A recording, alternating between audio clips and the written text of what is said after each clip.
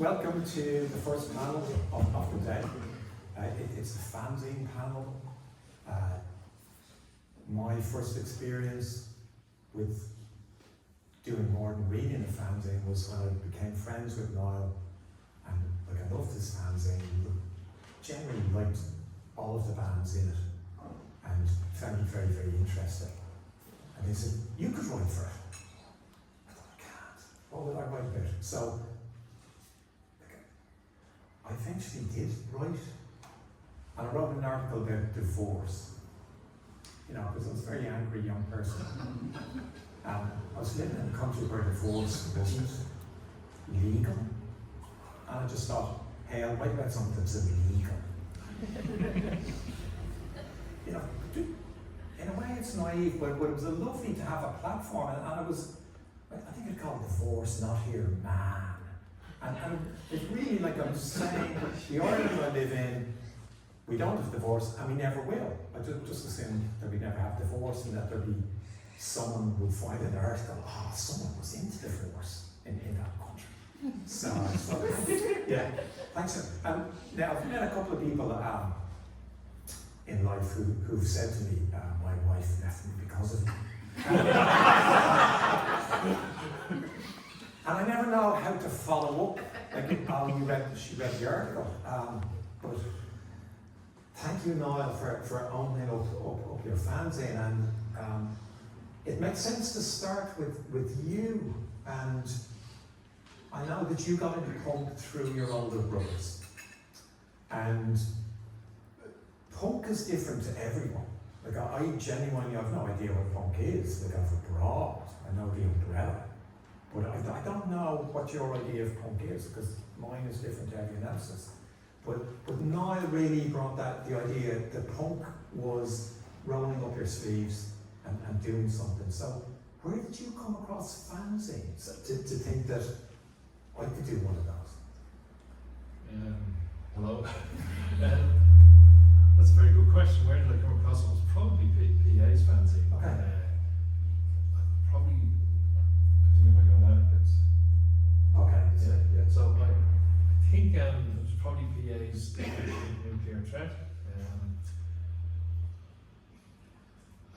There was another fanzine. There was a couple of friends of mine that were in Paranoid Visions, and one of them, I think it was called Sponge Drinkers from Hell, was it? Yeah. So Skinny put that together. You probably copied it as well, did you? Probably copied it or something. Yeah. So they were my first introduction to kind of somebody going, here's what we're doing. I'm going to put it on paper and try and go around selling it.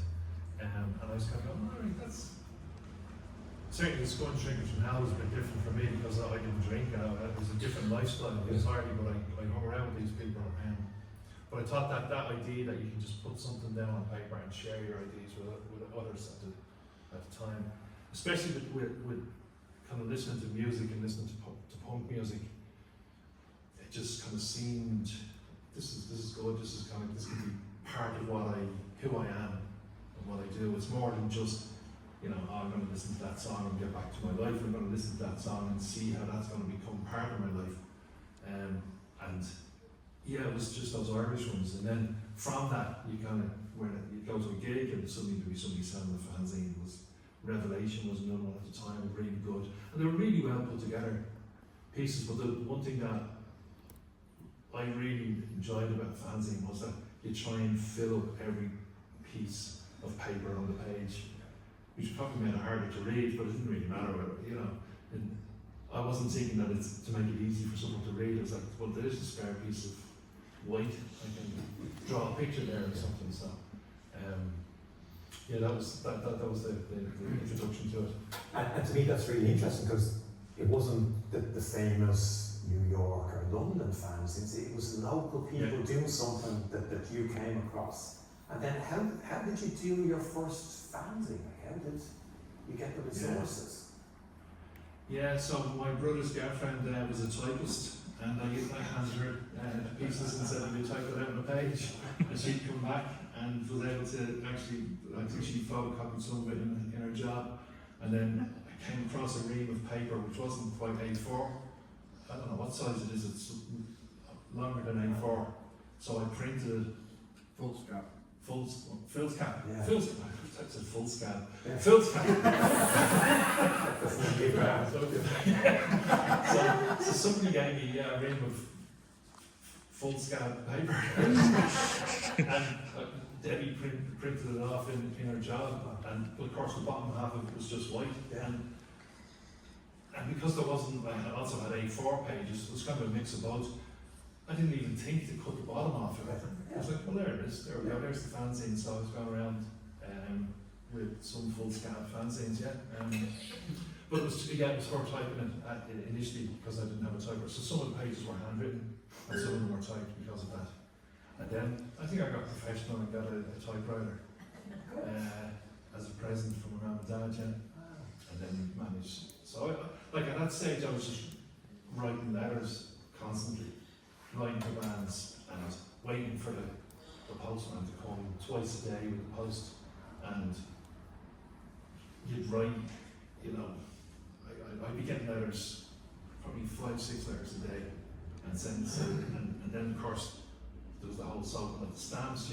You know, the letters would come, envelopes, the stamps would be soap on it, so you could rub that off and reuse the stamps because you wouldn't be able to afford to buy 5 stamps a day to send letters. Or there was more important things, I suppose, to spend money on, or we wouldn't have money. But the one thing I noticed about, say, with a fanzine is that you got letters back, you know, like you were writing to bands, but they'd always reply to you. And that, you know, so it wasn't like just say me doing the fanzine, but everybody being involved there. And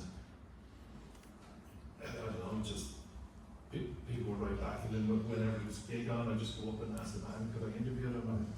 And I wouldn't do it now. You know, I wouldn't have it in me to go into a band now, really.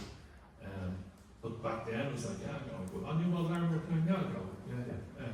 Or the House Martins, and say, yeah, can I ask you some questions? And they always said yes. Yeah. And that's really important in terms of fanzine culture. It wasn't just some person in their bedroom writing and then trying to sell it. It was a whole network that you tapped into because you're writing the bands, asking them questions, and then did you meet or did you correspond with other fanzine writers? Yeah, and then you start swapping. It got to the stage where you'd be swapping fanzines, so you'd send maybe 5 of yours in over to like someone in England, Raising Hell, who's still going, and get flagged back, and we built up a kind of a network of contacts then.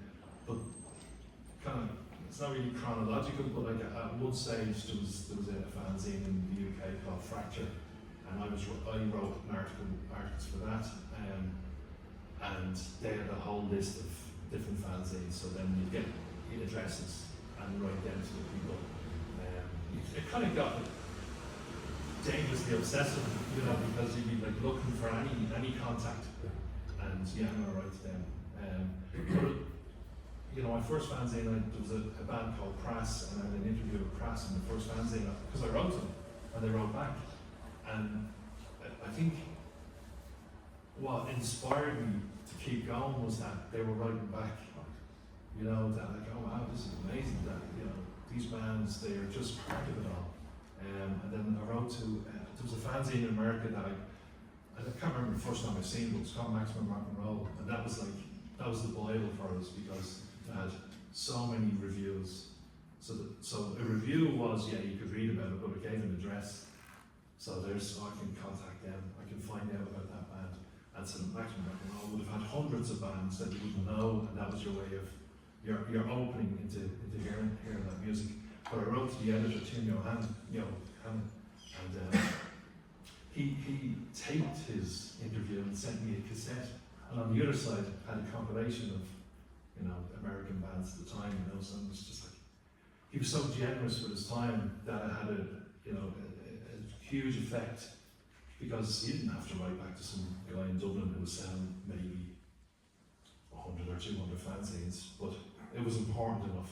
And I thought, and that kind of thing made me feel that it's important to keep that going and to show that kind of spirit that, you know, it's there's this kind of culture going on that we're all part of. Lovely. And then you move from fanzines to something that's a bit more obscure, the free sheet.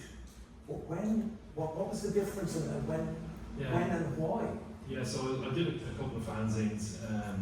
The one thing about a fanzine, and I have one over there, I still do, but kind of when you do it, you have to try and sell it, and it's a pain to try and sell, to walk up to somebody.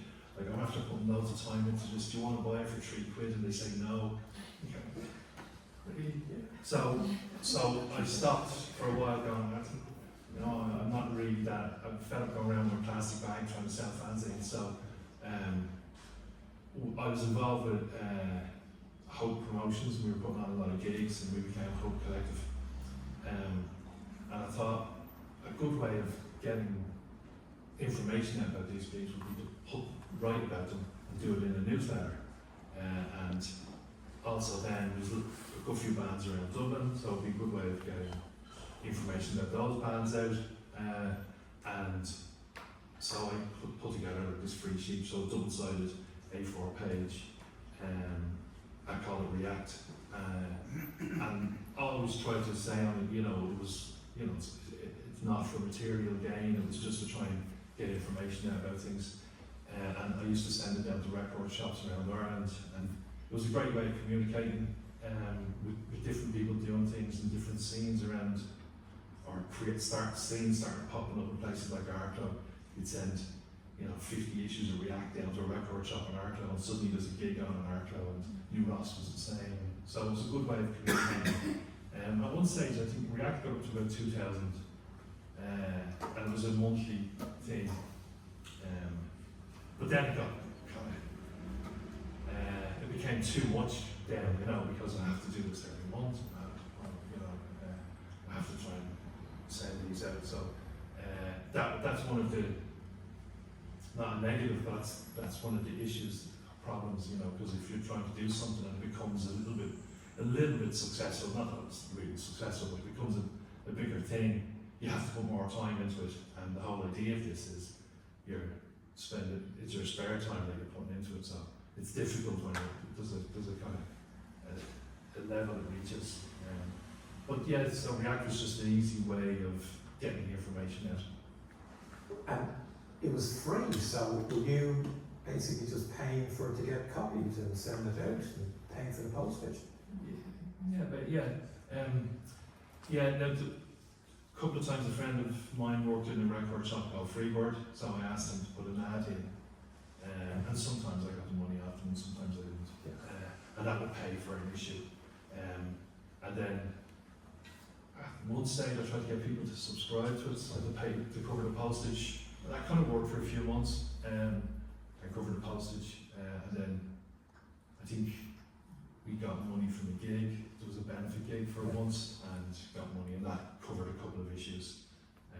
But it was it didn't cost a whole lot. Miriam's cousin printed it, and so it wasn't like a big affair. But maybe it was 25 quid or 20 quid that you spending on it, which is quite small, but it was a lot to us at the time. But it wasn't overly burdensome financially. But again, I suppose to me the point is that people who put out fanzines are often devoting their time, their energy, and sometimes their own money, and it's not like they're all really rich people, just kind of to further the scene or to promote the scene, or because you think music should be celebrated. So I'm delighted that we captured that little bit of your story. So thanks to